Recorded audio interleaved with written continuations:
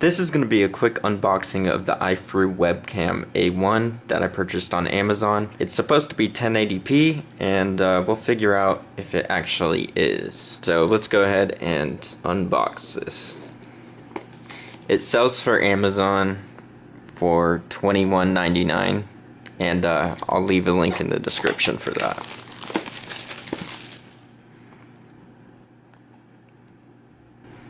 And we get the webcam in here, and just this plastic piece and a manual. Pretty simple, not the most elegant packaging, but it works just fine. Here's the actual camera. The outside is not made out of metal, it's a type of plastic. The front is also a type of plastic. There's two LEDs here, and then this is used to put it on your monitor. There's protective plastic on the front, and that can be peeled right off. It should be able to be peeled right off, but the tab broke. It's not the easiest to take off. There's also a screw hole, so it can be hooked up to a tripod.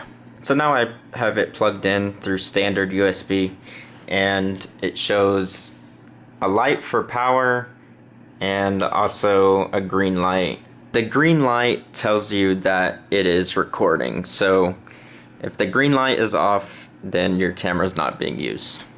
And it has a built-in microphone. So all I did was plug it in, and it didn't need a driver or anything like that. It just worked. And the camera is pretty clear. It's a sharp image, and it seems to even do some auto-focusing as well.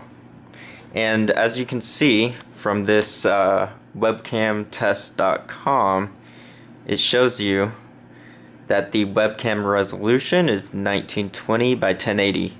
So it actually is 1080p with 2.07 megapixels and 30 frames per second. So this is good for streaming or video chat or anything like that.